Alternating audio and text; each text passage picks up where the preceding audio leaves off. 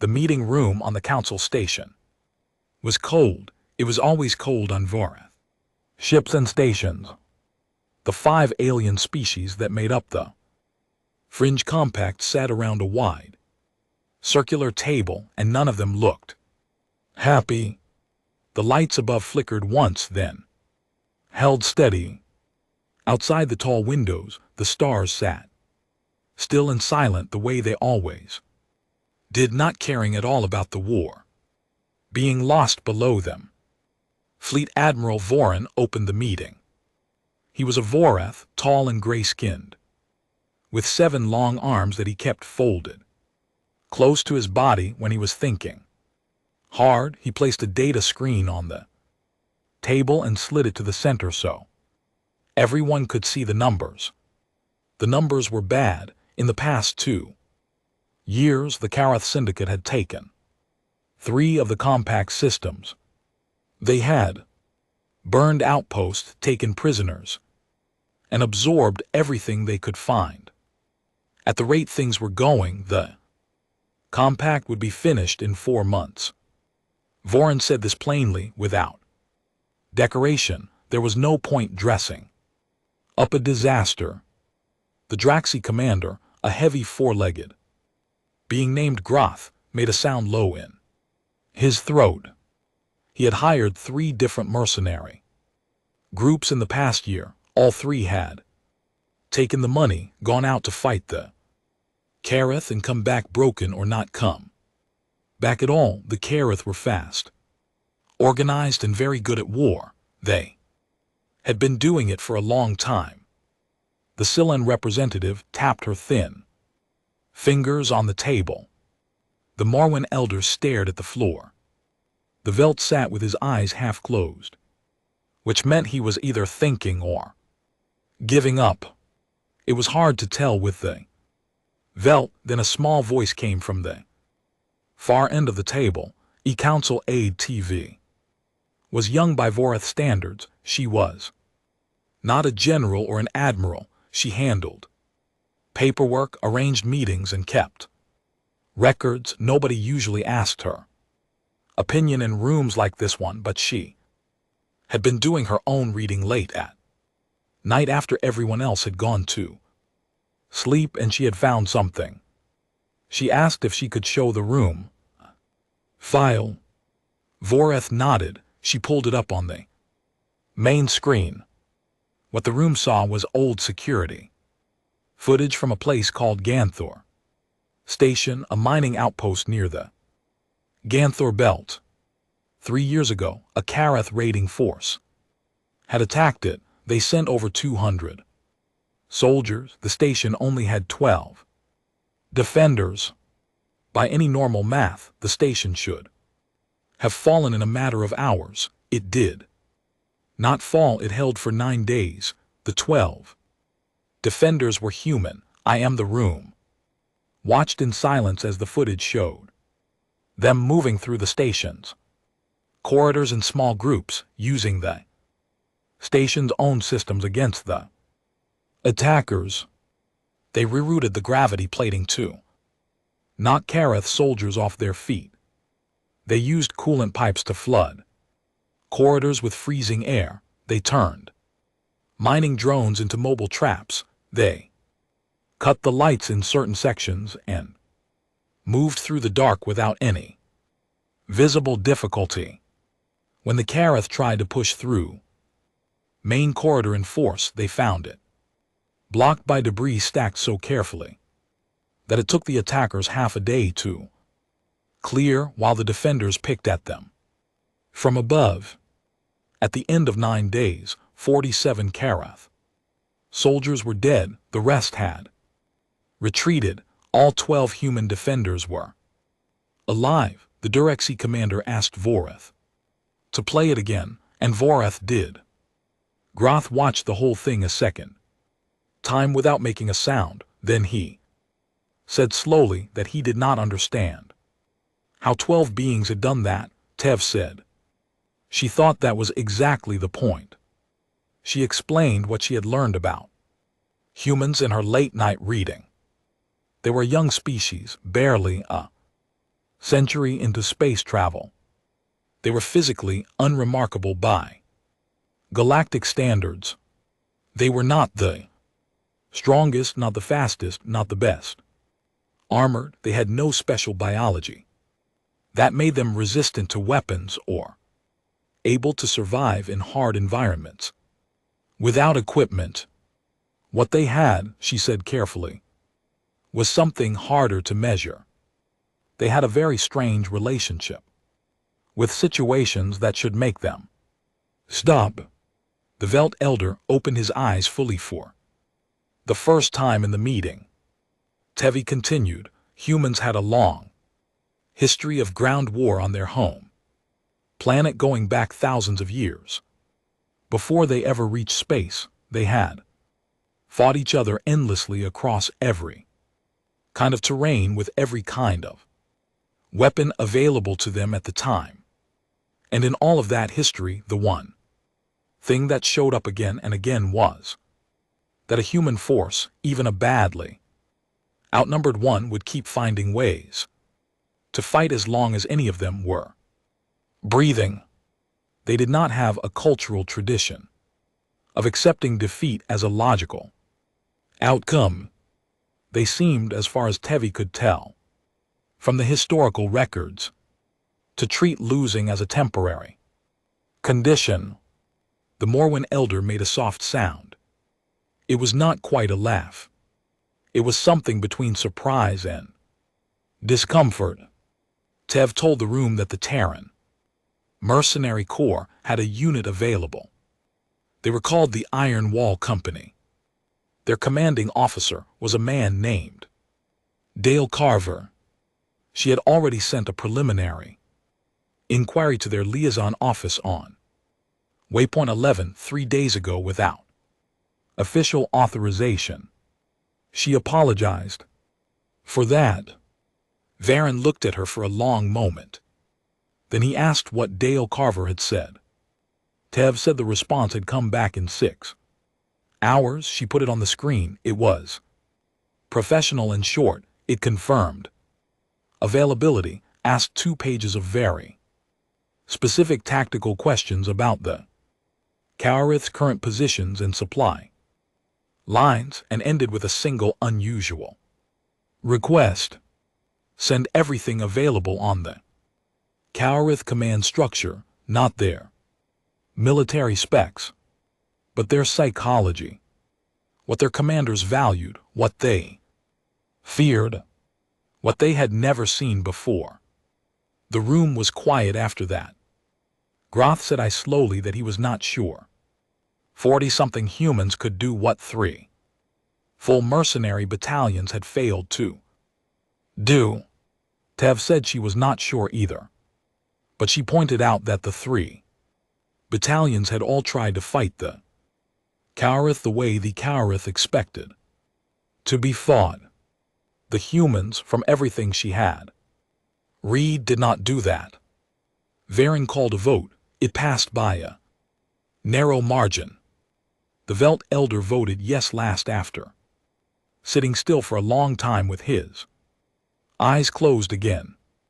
When he finally raised his hand, he said one thing. He said that when a species had spent thousands of years learning how to kill each other, it was probably wise to let them practice on someone else for a while. Tev sent the full contract offer that night. She included every piece of intelligence they had on the Kaurith. So she also included the battle footage from Ganther Station. Not because Dale Carver had asked for it, but because she thought he might want to know that someone had been paying attention. She sat at her desk after she sent it and looked out at the stars for a while. She was not a soldier. She did not know if this was going to work, but she had read enough human history to know one thing. When humans decided something mattered, they had a way of making the universe agree with them, whether the universe liked it or not. She turned off her desk lamp and went to find some sleep. 4 months was not very long, she hoped.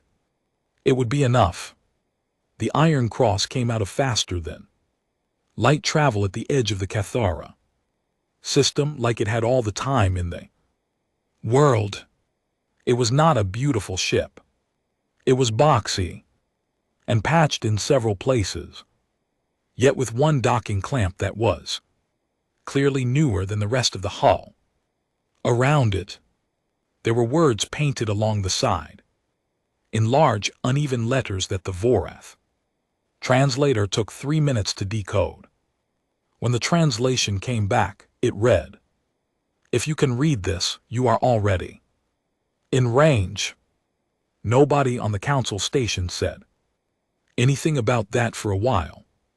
Fleet Admiral Varen watched the ship dock from the observation deck. Beside him stood Teve, who had not slept well in 2 weeks and was holding a very large cup of something warm. She watched the boarding ramp lower and felt her stomach tighten slightly. 41 humans walked off that ship. Varen counted them twice because he kept expecting more to follow. 41. 29 soldiers, 4 engineers, 3 medics, 2 intelligence analysts, 2 communications officers, 1 linguist. They moved with a calm, unhurried ease, looking around the station with the relaxed curiosity of people who found new places interesting rather than threatening. Their equipment was worn but clean. Their faces were various shades and shapes, some were tall, some were not. They looked collectively like they had simply decided to show up and see what happened. Captain Dale Carver came last. He was lean, somewhere in his late 30s by human age, with a face that had been outside in bad weather for a long time.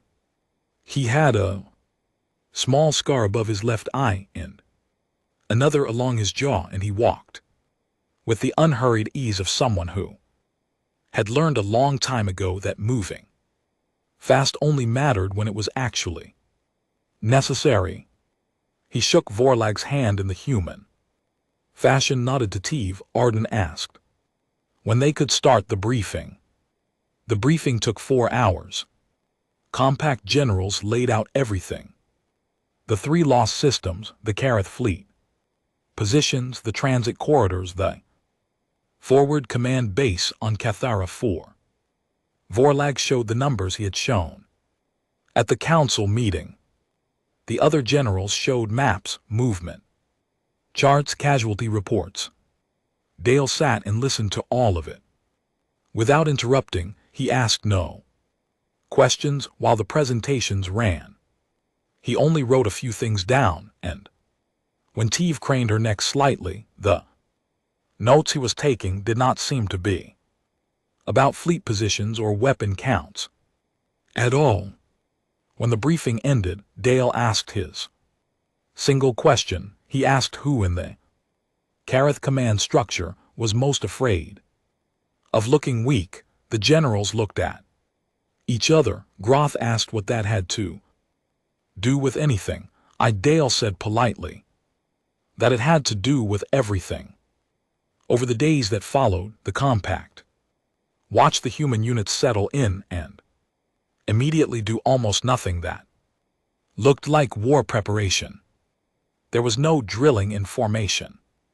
There was no running weapons checks in long organized rows. The soldiers cleaned their equipment quietly, ate together in the station canteen, and seemed genuinely interested in talking to anyone willing to talk back. A Vorleg worker named Sevral later told TV that 3 of the human soldiers had spent an afternoon helping her repair a stuck ventilation panel, and that they had been very good company. The 2 analysts, Liuparem and Ben Azawa, set up a workspace in a small room near the communications center and began working hours that made the compact staff uncomfortable. Liu was sharp-featured, fast-talking, and moved through data files the way some people moved through crowds, knowing exactly where she was going. Ben was quieter, more careful, and had a habit of staring at a single data point for 10 minutes before writing anything down. Together they built what they called a pressure map of the Kareth Syndicate. The pressure map was not a military map. It did not show ships or weapons or defensive lines. It showed relationships, who in the Kareth command answered to whom, which officers had been promoted quickly and which had been passed over, where supply lines were running smoothly and where they were stretched, which systems the Kareth were using heavily and which ones they were only nominally controlling. It showed pressure points, the places where the Kareth structure was holding weight it did not want to hold. Meanwhile, the linguist Kara Lynn worked with a Vorash cultural historian in the station archives.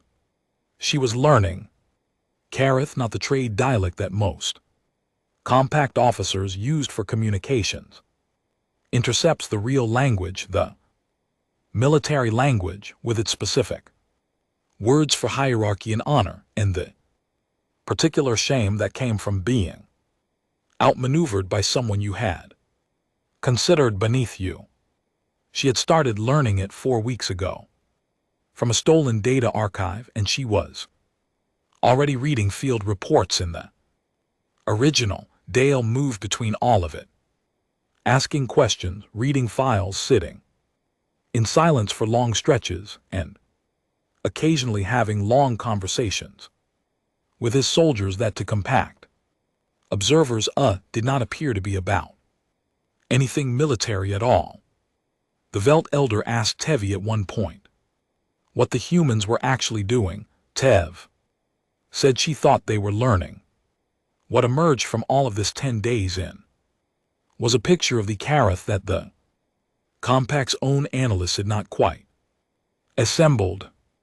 The Kareth Syndicate was not, at its root, a war machine. It was a raiding culture that had grown very large. Its military success had always been built on speed, shock, and the psychological certainty that resistance was pointless. Every campaign in their history had followed the same shape: hit hard, hit fast, demonstrate that you cannot be stopped, offer terms, absorb. They had never once encountered prolonged resistance that did not eventually fold. They had never needed to fight a long, grinding, uncertain war because they had always ended things before that kind of war became possible. Dale read Lou's final report in one sitting. Then he called the whole unit together in the main briefing room. He explained the situation simply. The Kareth did not lose wars. They had never lost a war. That was not because they were unbeatable. It was because they had only ever fought enemies who believed they were unbeatable.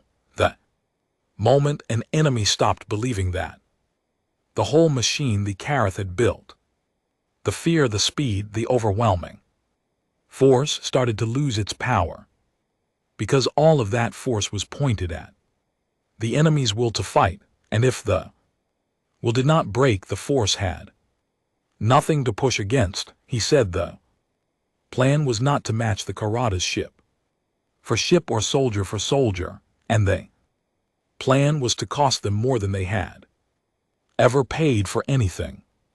Not in one big battle, but in 100 small ways constantly, until their commanders started making decisions from fear instead of confidence. And then when they made those decisions to be exactly where those decisions led them, the room was quiet for a moment after he finished. Then Pete Garza, the lead engineer, a broad-shouldered man with grease permanently under his fingernails, raised his hand and asked if he could see the full technical specs on Karada's Security systems, Dale said yes. Pete nodded and went back to his workspace. The rest of the unit began moving, each person to their own task without ceremony or noise. There was no speech. There was no dramatic moment. It simply began. Tevi watched all of this from the corridor outside the briefing room. She had not been invited to the meeting, but she had stood by the door anyway, listening. When the humans came out and moved past her, Dale caught her eye and gave her a small nod. She nodded back. She walked back to her desk and sat down. 4 months, she thought. Let us see. The first thing the Karadas knew about. It was silence. A supply depot on a small moon, deep in what the Syndicate considered safely controlled space, simply stopped responding to routine check-ins. It was not destroyed. There was no explosion, no fire, no debris field floating in the dark. The place was simply quiet in a way it was not supposed to be. When the Karadas sent a reconnaissance force to check, they found the depot intact. The buildings were standing. The equipment was still in place, but the fuel cells were drained. The munitions were gone or made useless. Communications hardware had been taken apart with what appeared to be a great deal of patience and care, and the garrison, all 14 of them, were sitting in the middle of the main storage room, tied up with their own equipment straps, alive, unhurt, and deeply unable to explain what had happened. The garrison commander, when freed, said they had not heard anything, no alarms, no sounds of breaking, no indication that anyone had been there until they woke up already tied. She said this with the specific kind of embarrassment that comes from having no good explanation for a bad situation. The Kareth command filed the incident as unusual and sent a larger security detail to the depot. They did not yet connect it to the humans they knew had been hired by the compact. The depot was too far inside their controlled space for that to seem likely. They assumed a compact sabotage team moved in and out quickly. They ran a security review and moved on. The security review was what Pete Garza had been counting on. He had spent 8 days before the depot raid reverse engineering a Kareth security scanner from a broken unit the compact had recovered at a burned-out post. The scanner was not complicated once you understood its logic. It worked by detecting specific chemical signals that Kareth soldiers produced, a biological tag that their armor also carried. Pete had built a small device, handheld, cheap to make, that broadcast a false version of that signal to the scanner. The humans simply registered as Kareth. It took him 4 hours to build once he understood the system, and the security review after the depot raid made the Kareth tighten their scanner protocols, which meant they upgraded the signal their systems looked for. Pete read the new protocols from an intercepted technical update, rebuilt his device in an afternoon, and moved on. 4 days after the depot, a Kareth patrol vessel responded to a distress beacon in an asteroid field near one of the transit corridors. The beacon was broadcasting on a Kareth emergency frequency, the kind used when a small craft was in trouble and needed a fast pickup. The patrol ship, 30 crew aboard, dropped out of faster-than-light travel close to the source signal. What it found was not a damaged Kareth ship, building the signal from recordings of real Kareth emergency broadcasts. I was making sure the frequency and the encoded identification markers were correct. Carolyn had checked his work and found 2 small errors that would have made a sharp communications officer suspicious. He fixed them. The beacon was, by every measurable standard, exactly what it claimed to be.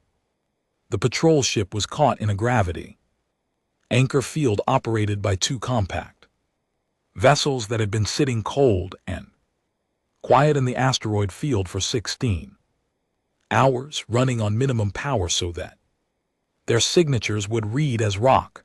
The patrol ship could not jump to faster-than-light travel while the anchor was active. Its communications were jammed by system Ben had rigged from salvaged parts and one very creative interpretation of how a compact navigation buoy's transmitter could be repurposed. The boarding took 11 minutes and 40 seconds. Dale's soldiers moved through the patrol ship in 4 teams, fast and quiet, going exactly where they needed to go, because Pete had memorized the patrol class ship layout from a technical manual Carolyn had found in the stolen data archive. The crew was moved to the cargo hold. Nobody was killed, nobody was seriously hurt. The ship's navigation core, its communications memory, and its entire routing database were removed in under an hour and carried back to the Iron Cross. Carolyn spent 3 days going through the data. She found movement schedules, patrol rotations, communication, encryption keys, and the personal message logs of 2 Kareth officers, one of whom turned out to be the nephew of a senior syndicate commander. That last detail went into Lou's pressure map with a small red marker, yet the Kareth did not know the patrol ship had been boarded. They thought it had suffered a technical failure and drifted. By the time they realized the ship's core was missing, the Iron Cross was 3 systems away. This was the part that began to chain things inside the Kareth command. It was not the losing of equipment that bothered them. Equipment could be replaced. It was the not knowing. The depot was explainable as a compact sabotage team. The patrol ship could be explained as equipment failure. But when a 3rd incident happened 10 days later, and then a 4th, and the incidents kept not looking like the same thing twice, the explanation started getting harder. A Kareth colonel returned to his command to find all his maps had been replaced with a single sheet of paper. On it was a simple hand-drawn image of a figure with one hand raised, thumb pointed up. Carolyn, when told about it, later explained to Varen that in human culture this gesture meant something between good job and I see you and we are doing fine. The colonel filed an urgent report. His superiors read it and felt, for the first time, something that did not quite fit into their usual categories for war. Nina Cole, one of the 3 field medics, moved through all of this quietly and steadily. She treated her own unit when they needed it, which was not often. She also, twice during the campaign, treated Kareth prisoners. The first time was a young soldier who had been hit by debris during the patrol ship boarding. Nina cleaned the wound and bandaged it. Without being asked, the soldier stared at her the entire time with an expression that nobody in the unit needed a translator to read. It was confusion, pure clean confusion. Nina told him, through Carolyn's translation on a handheld screen, that she was a medic, and that was what medics did. He did not say anything back, but the way he looked at her afterward was different from the way he had looked at her before, and that difference was not a small thing. The Karith Fleet Admiral Vethgar issued a priority alert after the 5th incident. He named the humans. Specifically, he said they were to be treated as high-value targets. He placed a bounty on Dale Carver by name.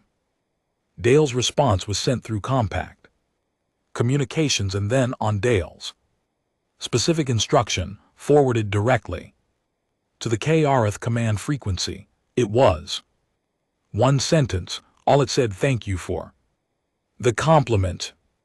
Vethgar read the message 3 times. He was not a man who lost his temper easily. He had run 16 campaigns without losing one. He sat for a long while after reading it, and the thing he felt was not anger. Exactly. It was the early edge of something he had very little experience with. It was the feeling of not being sure. What came next? Vethgar made his decision on a cold morning station time, sitting in the forward command base on Cathara 4 with his senior officers around him. The maps on the table showed what the past 6 weeks had done to his logistics. 3 supply routes disrupted, 1 patrol vessel gone, 4 outposts raided, communication encryption rolled over twice. Every time his command adapted, something else changed, and the changes were never in the same place. Twice. He was not afraid. Vethgar had not been afraid in a very long time, but he was frustrated, and frustration in a commander of his experience quickly became a kind of cold, hard focus. He had been letting the humans play their game because he had assumed they would run out of ways to play it. They had not run out. They kept finding new ones. So he decided to end it the way he had ended everything else in his career, with overwhelming force applied directly to the problem. He was going to push his entire fleet through the Cathara transit corridor, take the remaining compact systems, and finish the war before the humans could build another trick. 40 warships, everything the Syndicate had in the region. It would not be elegant. It did not need to be elegant. It needed to be final. What Vethgar did not know was that his communications core had been replaced 4 weeks earlier, when the patrol vessel had been quietly boarded and gutted in the asteroid field. The humans had not simply taken the core. They had left something behind. Ben Azawa had installed a spoofing module in the patrol ship's secondary relay, the kind of component that no routine technical check would catch, because it looked identical to the standard part it had replaced. The module fed cars command a steady stream of routing data that was accurate in every detail except for one. It was 3 weeks out of date. Every movement report, every position update, every navigation confirmation that Vethgar received about the transit corridor was real data. It was just real data from a corridor that no longer existed in the same shape. But Pete Garza had spent 3 weeks in the actual corridor with a team of 4 compact engineers. They had worked in silence, in cold, without big equipment, placing small devices along the transit route at precise intervals. The devices were gravity disruption nodes. Each one alone did almost nothing. They were too small to show up on a standard sweep and too weak to affect anything on their own. But Pete had mapped out a chain sequence, a timing system adapted by Kara Lin from a Karith agricultural satellite's irrigation controller, something no military scanner would think to look for, and when that sequence ran, the nodes would fire in a cascade. The cascade would collapse faster than light navigation in a specific stretch of space, 200,000 km Long, any ship caught in that zone would drop to sublight travel, and suddenly, without warning, in whatever formation it was holding at the moment of the disruption, 40 warships in tight transit formation would drop out together, bunched with overlapping fire arcs and interfering point defense systems directly in front of whatever was waiting for them. What was waiting was the entire remaining compact fleet. It had been sitting in the dark for 6 days, engines cold, running on the absolute minimum power needed to keep the crews alive. Cold ships read as dead ships to most long-range scanners. The fleet had positioned itself at the far end of the disruption zone, spread wide with every firing solution already calculated and locked. The calculations had been done by Lou Parham and 3 compact navigation officers working together, using the Karath fleet movement data that Kara Lynn had pulled from the stolen patrol ship core. Dale sat in the Iron Cross's small command room when the battle began. He watched it on the feed and did not say very much. The timing cascade fired on schedule. 40 Karath warships dropped to sublight. The compact fleet opened fire from 3 angles simultaneously. The battle lasted 4 hours and 11 minutes.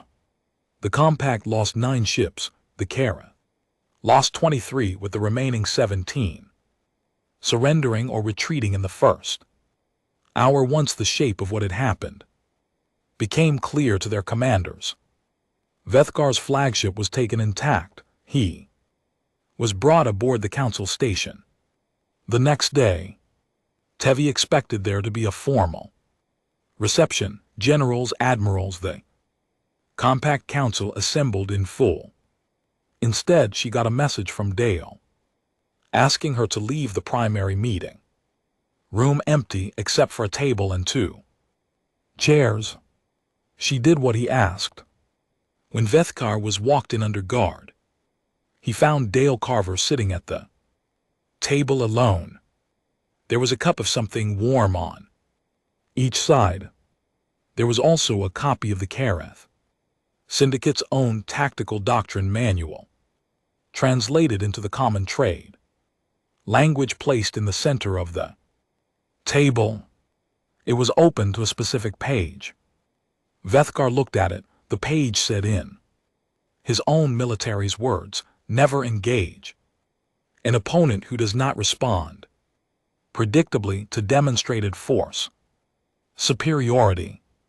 Such opponents have already accepted their own death and will take you with them." Dale pushed the book slightly toward him and said, "You forgot to read ahead." Vethkar sat down. He looked at Dale for a long time. He was not a small being, and he was used to being the most dangerous thing in the room. He was not sure that was true right now, and he was not sure it had anything to do with weapons. He asked Dale how he had known about the communications core. Dale said he had not known for certain. He said it was a reasonable thing to try. That was the part Vethkar kept thinking about afterward. 2 days before the corridor battle, in the 3rd week of the campaign, a Karath response force had arrived faster than intel projected during an extraction operation. 2 human soldiers did not make it out. Corporal Ray Dunton and Private First Class Amy Solis were killed covering the rest of the unit's withdrawal from a communications relay station on the edge of the 2nd occupied system. That night, Dale sat alone in the Iron Cross's small back office and wrote 2 letters by hand, not typed, written with a pen on paper. Each letter took him about 2 hours. Nin Cole stood outside the door for part of that time, not going in, just close. The rest of the unit was quiet in a way That was different from their usual. Quiet. Voren, watching through the feed, asked Tev what Dale was doing. Tev explained. About the letters. Voren was quiet for a moment, then he asked why Dale wrote them by hand instead of using a standard message system. Tev said she thought it was because handwriting was slower, and slower meant it cost something, and that was the point. Voren did not say anything after that. For a while he just kept watching. The Kareth Syndicate did not fall apart. Overnight it took 2 months. Without Vethkar, without the forward fleet, and with supply lines already worn down by weeks of pressure from the Iron Wall unit, the Kareth grip on the 3 occupied systems began to loosen. The way ice loosens in spring, slowly at first, then faster than anyone expected. Compact forces fighting with new confidence and far better intelligence. Pushed back system by system, the Kareth soldiers who remained held their positions for a while, then began to fall back. There was no dramatic final battle. There was just a slow and steady reclaiming, outpost by outpost, transit point by transit point, until one morning the maps looked the way they were supposed to look again. Vethkar remained on the council station through all of it, technically a prisoner, practically a guest. He was given a room, meals, and access to a window. Odd, he spent a lot of time at the window. Tevi checked on him occasionally, not because it was her job, but because she found him interesting in the way that a problem that has been solved is still interesting to think about. He did not say much. He was a man adjusting to a new version of what the universe looked like, and that kind of adjustment takes time. The Kareth Syndicate formally requested peace negotiations in the 7th week after the corridor battle. It was the first time in their recorded military history they had made such a request. The compact negotiating team was professional and careful.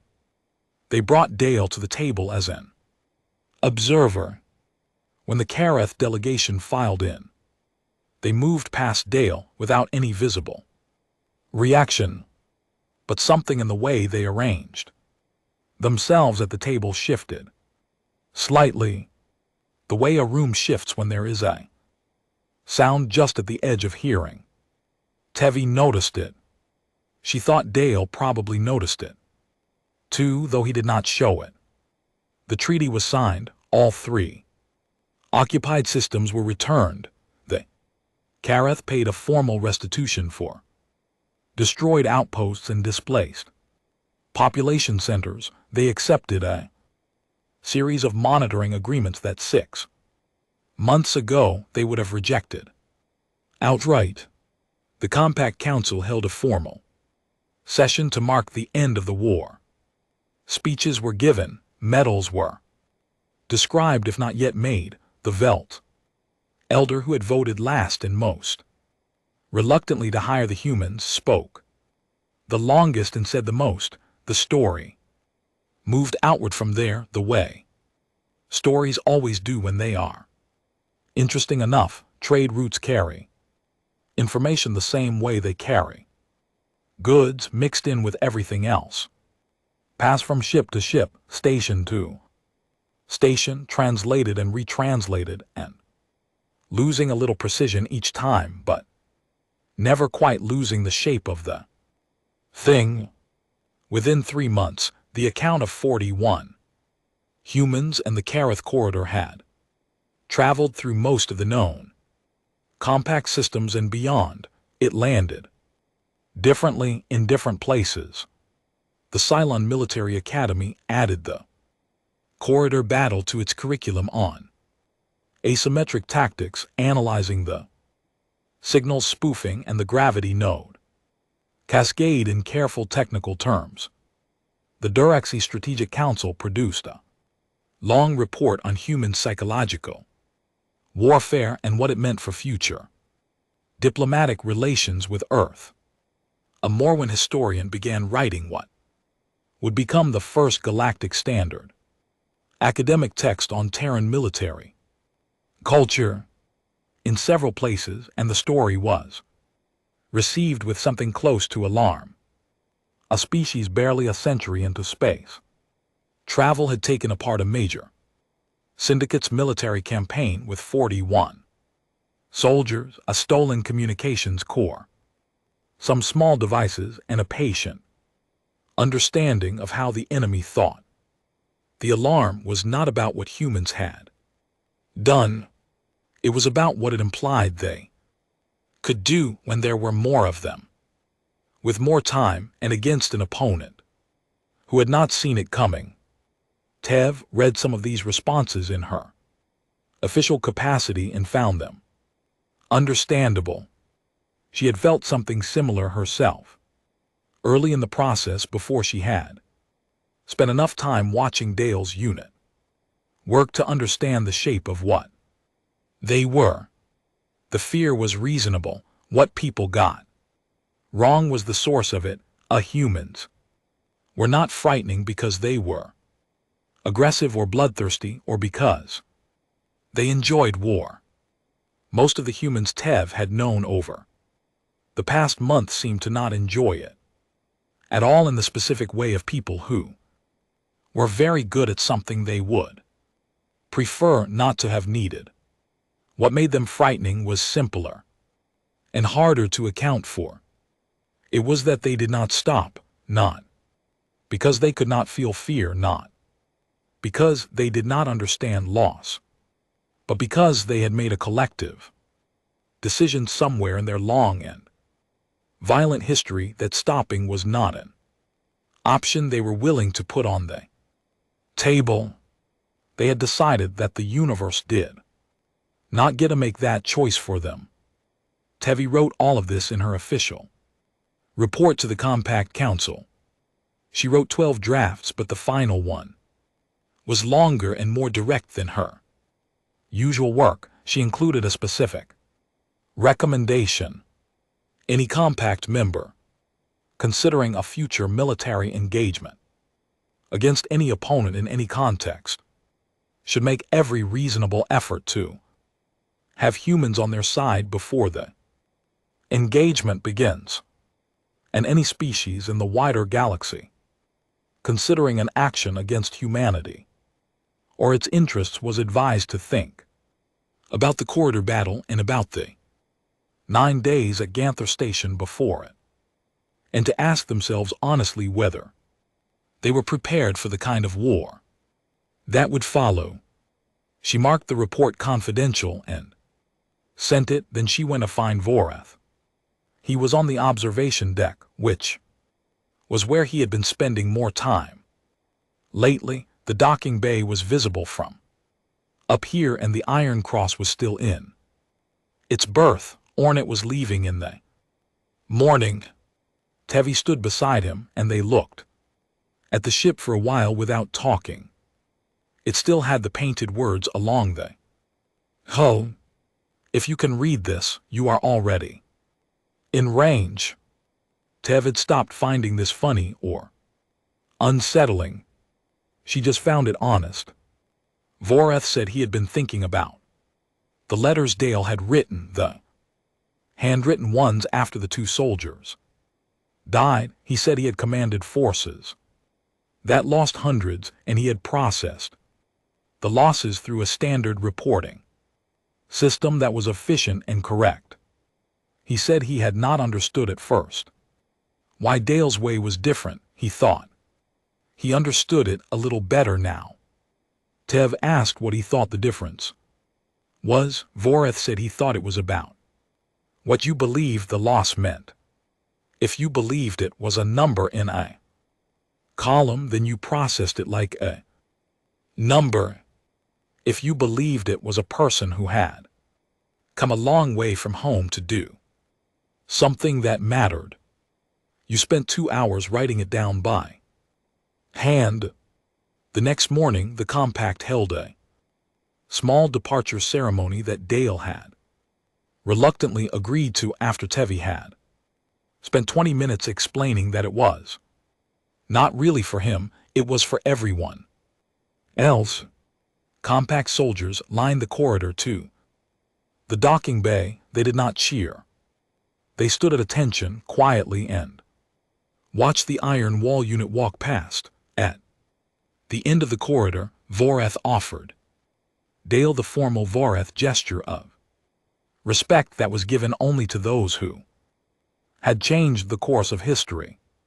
Dale returned it correctly because Carolyn had briefed him on Voreth custom. Then he shook TV's hand. Voron asked him one question, and he asked if Dale had ever been afraid during the campaign that it would not work. Dale thought about it for a moment. He said yes. Every day. Voron asked how he had kept going. Dale said, "The whole point is that you do it anyway." He walked up the boarding ramp. The Iron Cross undocked cleanly, cleared the station, and moved into faster-than-light travel without ceremony. Somewhere on the far side of the Kareth border, a short internal document was being distributed to every remaining Syndicate military commander at the highest priority level. It was one page. It said that Terran units were confirmed active in the border regions and that command strongly advised against engagement under any circumstances. It said this was not a recommendation. It said this was a recorded warning. I filed in the official military history of the Kareth Syndicate, and that any commander who chose to ignore it did so entirely on their own account. It said, "Do not make us explain this again."